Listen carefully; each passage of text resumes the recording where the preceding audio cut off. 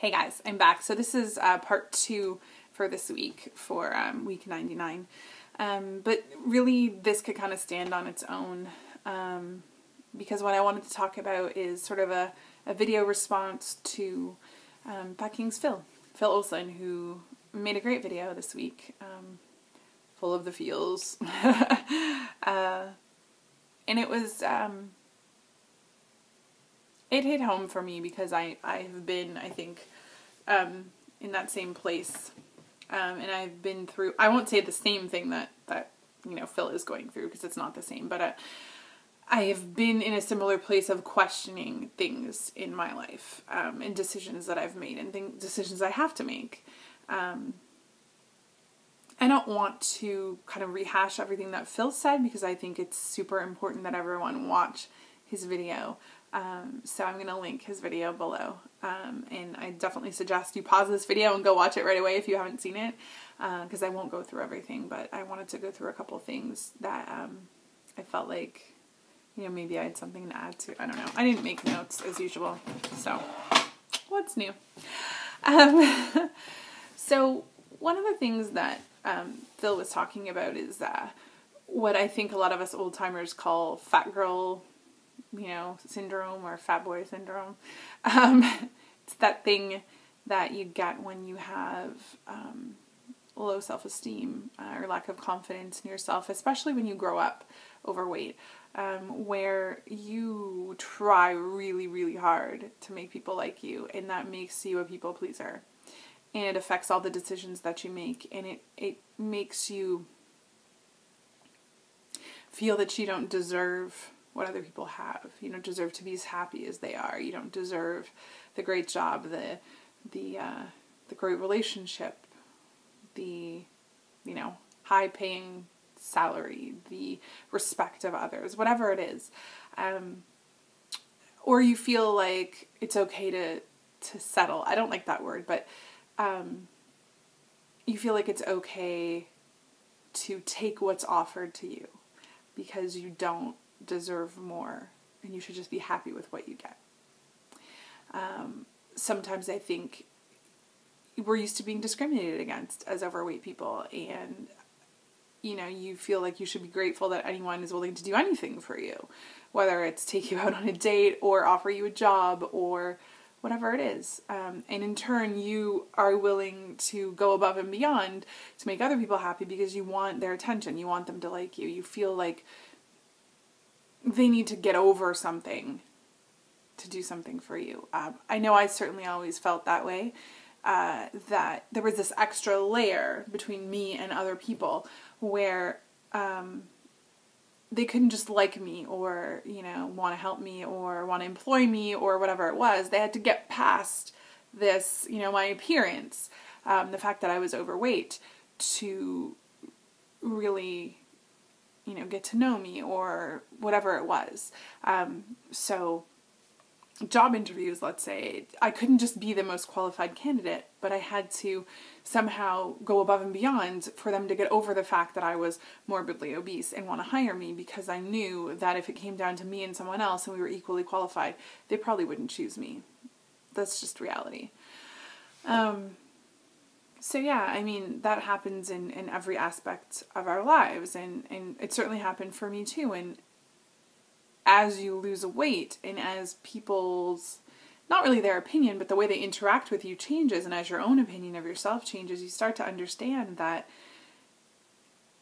a lot of the decisions that you made in your life, a lot of how you think and feel, has been shaped by being overweight. And suddenly when you aren't anymore, and I am still overweight, but when you're not morbidly obese anymore, or obese anymore, there's this whole other world of possibilities that you never thought could be there. Whether they're jobs you wouldn't have gotten before, or guys you wouldn't have dated before, or whatever. Situations you wouldn't have been in, friends you wouldn't have made, whatever it is. I mean,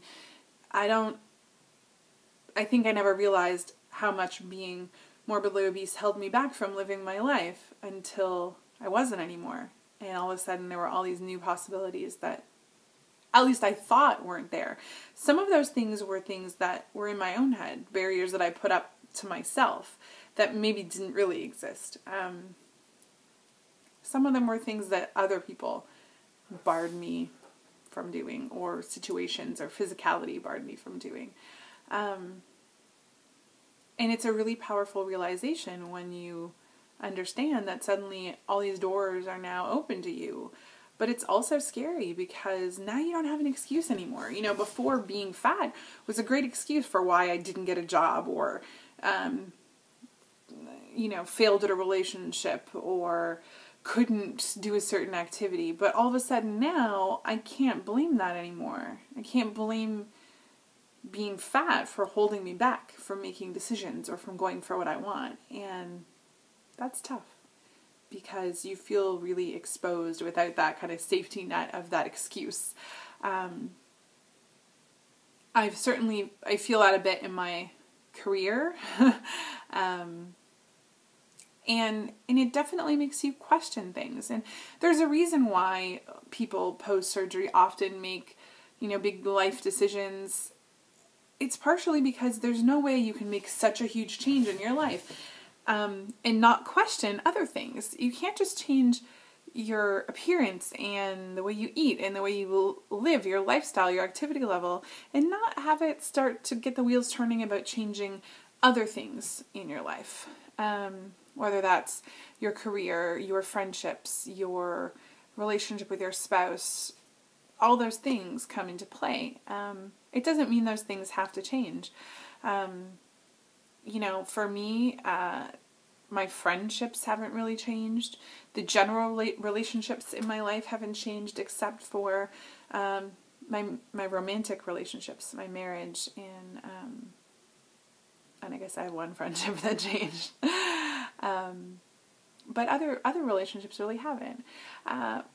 My career choice has maybe changed. I mean, it's definitely in question, and I would say that's because I've changed. I am different. Because I've learned that these things that I thought I couldn't do before, I can.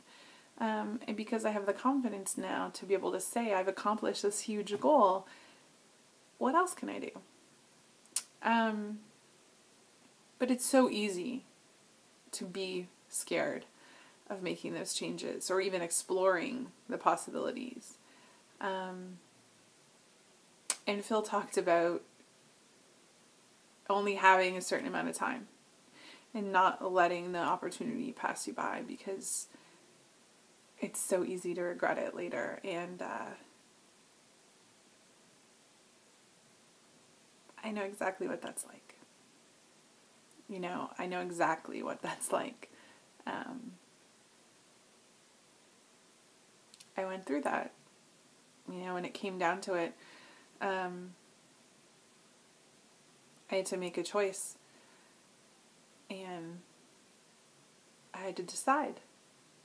Was I going to let an opportunity pass me by and regret it later? Or was I going to be brave and go after what I wanted? Go after the happiness that maybe I felt like I didn't deserve before, that I wasn't worthy of before. I'm the kind of person who would rather regret something than live a life full of what-ifs. It was kind of a no-brainer for me. I looked at it as, could I deal with not knowing? Could I deal with the consequences if I didn't act? And for me, the answer was no. I couldn't. I would rather deal with the fear of rejection, of loss, of whatever it was,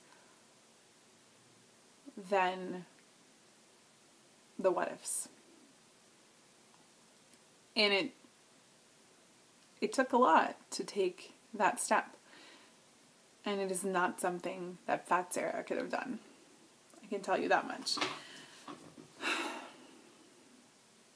It pains me a little bit to say this, but the life I'm living is not a life that 460-pound Sarah could have lived. That's reality. I wasn't unhappy at 460 pounds. I really wasn't. I had a good life. It was good. It wasn't great. There were issues. That's still true. But when it comes down to it, the life that I'm living now could not have lived then. And it's because of those limits that I put on myself and that I let other people put on me. Pretty much simply because of my weight. It's a terrible place to be, and you don't have to be 460 pounds for that to happen. You don't even have to be fat for that to happen. That's something that can happen no matter what. That's something that happens to people generally who have low self-esteem. I don't like to speak for other people, but there is someone else very close to me who I think had that same issue, and I would like to think that I, in the decisions that I've made, have encouraged that person to realize they deserve more from their life as well.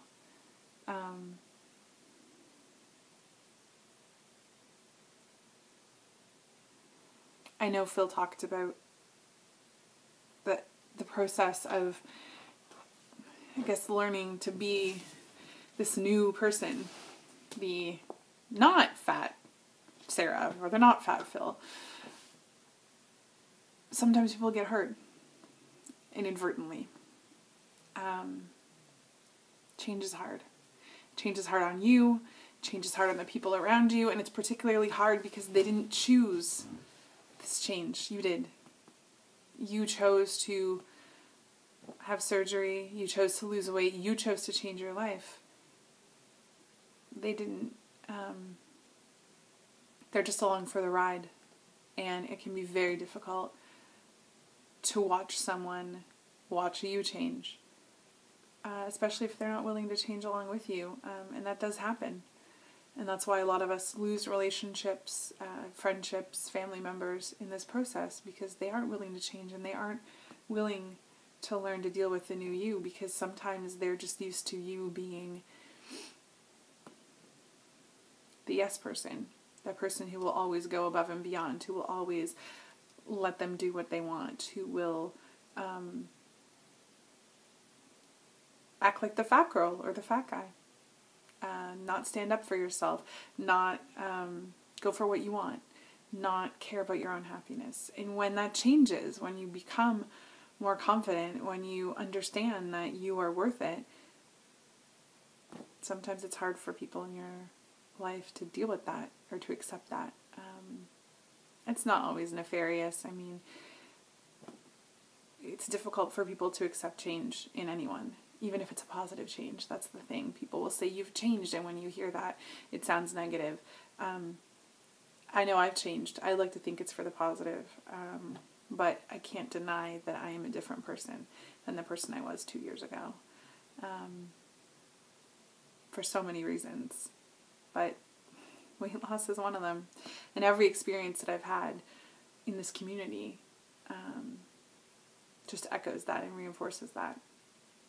So I guess I just wanted to kind of throw that in there, that I get where Phil is coming from, and I do believe it's really important to look at your life as a whole and make decisions based on the person that you are now, the person that you want to be, not the person who you were. Not fat Sarah or fat Phil, but the person that you have become. The stronger, more confident person who knows that the options are limitless because you have done one of the hardest things there is to do. You change your life for the better. And you need to keep doing that going forward. The weight loss journey is never over, but the journey of your life is never over. And you have to try and keep improving every aspect of it. There's always going to be fear, but there should never be regrets. So be brave, guys. Remember, it's not just about what you've lost. It's about what you've gained. Have a great weekend.